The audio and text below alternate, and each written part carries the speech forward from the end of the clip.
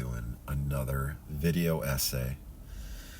This particular time we're doing one on a actor that I am a huge fan of and have been ever since I was a little kid. When I saw him do a made-for-TV film that blew me away, and always, I just always was interested in this actor.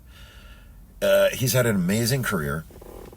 He's worked with the heavyweights of American cinema, literally.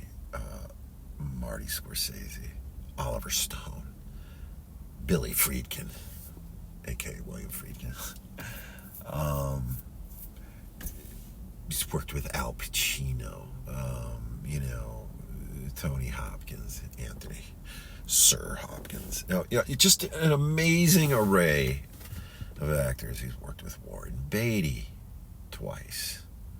This is always a touchy thing when you want to compliment an actor, when you're a really, big fan.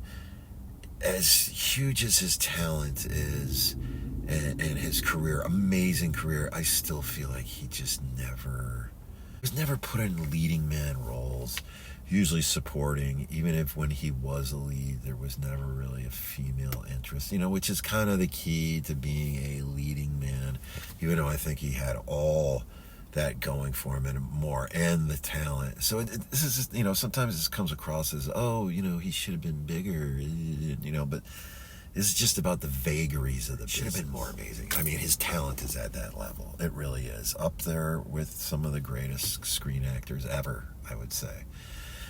Particularly on my number one film, which we'll get to. But I'm talking about Paul Sorvino. Paul Sorvino. Why not a bigger career? And I can't get into too much detail here, but I know one director who's pretty big, worked with Ray Liotta a number of times. That's how I met Ray. Met Ray several times. His ex-wife was a producer on this project and so forth. And anyway, you just look at Copland. How many great people are in Copland? Essentially, it's very simple. Ray Liotta just stole everything he was ever fucking in, right? It's like, Sam Rockwell in a very similar fashion. They seem to steal every fucking film they're in, right? Look at Copland. I mean, he just sticks out. So does De Niro, but there's so many great people in it. And you're just looking at Ray, right? And Sorvino has this quality. As a matter of fact, he's doing it the Ray. He's stealing every scene. The two scene stealers, right? The two guys who your eye just drifts to are so powerful at having these incredible scenes, and Sorvino's doing it to Ray. He's blowing him off. This not being, he kind of is blowing him off the screen. He's so powerful, right? And that was what I'm getting at, is in many cases, movie stars, bigger actors, there was a thing where, yes, a lot of guys would want to work with a Ray Liotta just because he's Ray, because he's great, right? But there's also this thing, especially amongst the kind of the star level guys, where it's like, he might not make me look so great because he's gonna be so much better. He's gonna blow me off the screen, right? That was a thing, right? That was the thing said about him that some guys, I know for a fact, I don't know what their motivation was. I know certain actors turned down roles in this director friend of mine's thing. And his theory was like that they were scared of Ray, And so there's a little bit of that with Paul Sorvino, actually. And I think, maybe that's also why. Paul Sorvino, of course, many people, you talk about all his great films. There's so many, people would go right to Goodfellas, as they should. I'm going to get into that a little bit as the personal connection with Goodfellas to me and how he plays that role of Paul Vario. His real character's name was Paul Vario. Vario is Paul Cicero in the film. We're talking Oliver Stone's Nixon, right? I mean, an amazing performance in Nixon. Doing the Kissinger bit, does it beautifully. With the accent and all those things. He was an opera singer, so his voice is a big part, which voice is a part of any actor's repertoire, their instrument. But I mean, his voice was exceptional, and it's ironic because, traditionally, I'm reminded when I think of Nixon, and I think of how tremendous Sorvino was in it, as well as Hopkins. And a lot of great performances, just like JFK. Oliver Stone gets so many great performances in that film. But what's really interesting is that, when you think of, for instance, Rod Steiger doing Dr. Zhivago, famously comes back to the States and says, "Oh, these Brits, they're not that great," and he just kills it in that film. He is amazing in that film, and I'm reminded of that because he supposedly kind of breaking Anthony Hopkins' balls a little bit, because I remember reading while they're shooting that Hopkins was having trouble with Nixon's voice, like mastering it. He had a very unique voice, and he was having trouble with it. And Sorvino just kind of nails Kissinger. He's just got it, and he was kind of supposed to giving him a little hell. I think is the cowards. Their opposition represents the cowardice of the Eastern establishment.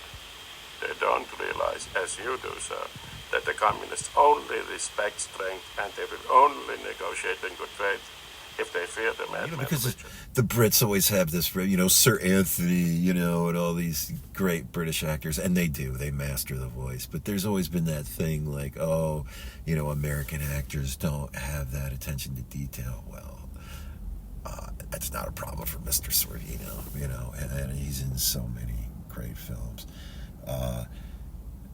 That would probably be my, Goodfellas would be my, we'll get into that. That would be my two choice. We're going to leave one till the end, of course. Nixon would probably be my 3. 4 is the Billy Friedkin film, Cruisin', right? Cruisin' is a masterpiece in its own way. I understand why there was a lot of, pushback on it and so forth. But you look at David Fincher's Zodiac, okay? Take a look at that and then look at Cruisin' again. A lot of things that Friedkin does in that film, Fincher kind of mimics in Zodiac. It's a brilliant film. Pacino's character centers on, these are based on actually true accounts of murders of gay men in New York City, in the kind of the meatpacking district. Ironically, in such a weird twist. This is covered a little bit, speaking of Fincher, in Mindhunter Season 2, but one of the murderers who was caught, I think there were several, but one of the murderers who committed these murders that Cruising documents, in reality, was a nurse who's in the scene in The Exorcist where Regan is getting the arteriogram, they're putting the dye in, and she's getting it's like a CAT scan, for her brain and everything. And the nurse in that scene was actually one of the murderers in the Cruising thing, which is the ultimate irony. Anyhow, Sorvino anchors us into Cruising because he's kind of, Pacino is really getting into this scene, and he's kind of helping him, keeping him, kind of more to reality, because it is a whole different world. And he doesn't have a ton to do, but again, everything he does, he brings so much gravitas to. He's such a great actor, and I'm going to go into a lot of details specifically on Goodfellas, and most of the essay will be about my number 1 film, of course, which we will get to. Reds is a fantastic film. Sorvino has a great part in it. Should be bigger, he does wonderful work in it. He's in Bulworth as well. I guess that, I don't know if I would put that at 5, maybe. I'm not as big a fan of Bulworth. Feels very tight.